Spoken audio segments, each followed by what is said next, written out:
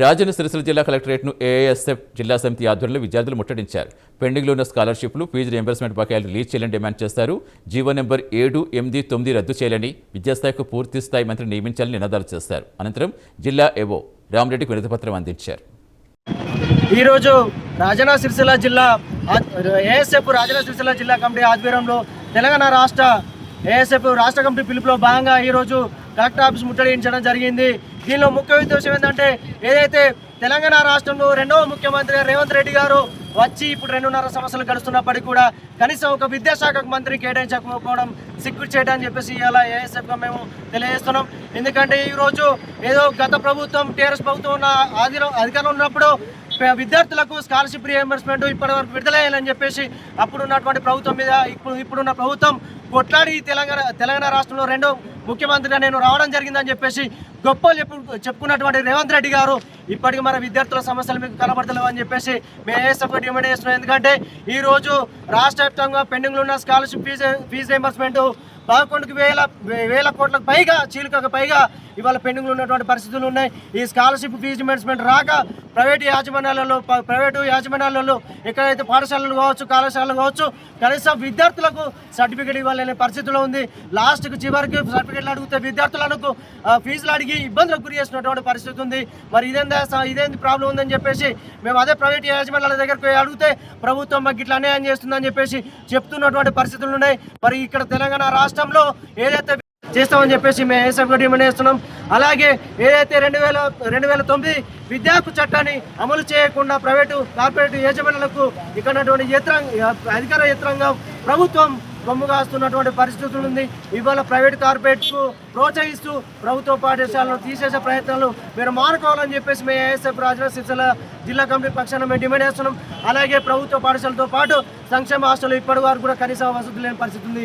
ప్రభుత్వ పాఠశాలలో ఇప్పటికి బుక్స్ అందలేని పరిస్థితి ఉంది, యూనిఫామ్స్ అందలేని పరిస్థితి ఉంది. అటువంటి ప్రాబ్లమ్స్ పెట్టుకొని రెండు నెలలు అవుతున్నది ప్రభుత్వ పాఠశాలలు ఓపెనింగ్ అయినప్పటికీ కూడా ఇప్పటికి కూడా కనీసం ఎక్కడో సమస్యలు అక్కడనే వేస్తున్నటువంటి పరిస్థితి ఉంది. మరి కాంగ్రెస్ ప్రభుత్వానికి గత ప్రభుత్వం మీద ఇట్లా చేసిరు అట్లా చేసిరని మీరు వాటి మీద విమర్శిస్తున్నారు తప్ప, కానీ విద్యార్థుల సమస్యలు మీరు కనీసం కూడా మీ దృష్టికి రావడం లేదా, కనీసం మీ దృష్టిలో ఇవ్వని చెప్పేసి మేము ఏఎస్ఎఫ్గా డిమాండ్ చేస్తున్నాం.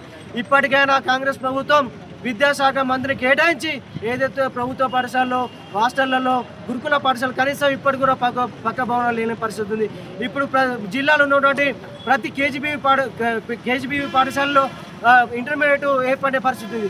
కనీసం తరగతి గదులు లేక, వాష్రూమ్స్ లేక విద్యార్థులను అడ్మిషన్కి వెళ్ళి తిరిగి మళ్ళీ వస్తున్నటువంటి పరిస్థితులు, కనీస వసతులు లేక, కనీసం ప్రభుత్వం ఇవన్నీ వసతులు కల్పించి ఇంటర్మీడియట్ కేటాయించే ప్రయత్నం చేస్తే బాగుంటుందని చెప్పేసి మేము ఏఎస్ఎఫ్గా డిమాండ్ చేస్తున్నాం.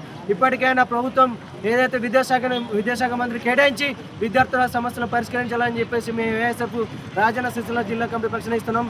లేని ఏడల ఈరోజు కలెక్టర్ ఆఫీసులు కావచ్చు, రేపు ఎమ్మెల్యేలు, ఎంపీలు, మరి అలాగే ఏదైతే ఇప్పుడున్న పరిస్థితులలో ఢిల్లీలో పేపర్ లీక్ల పైన ఉద్యమాలు జరుగుతూ ఉన్నాయి.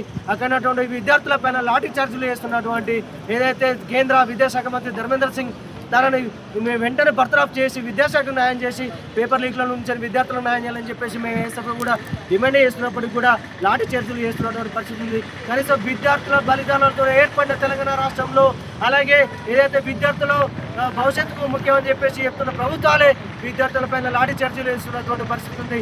ఇప్పటికైనా విద్యార్థులకు న్యాయం చేసి విద్యార్థుల హక్కులను హరించకుండా విద్యార్థులకు న్యాయం చేయాలని చెప్పేసి మేము ఏఎస్ఎఫ్గా డిమాండ్ చేస్తున్నాం. నా పేరు మందాలి కుమార్, ఏఎస్ఎఫ్ జిల్లా కార్యదర్శి.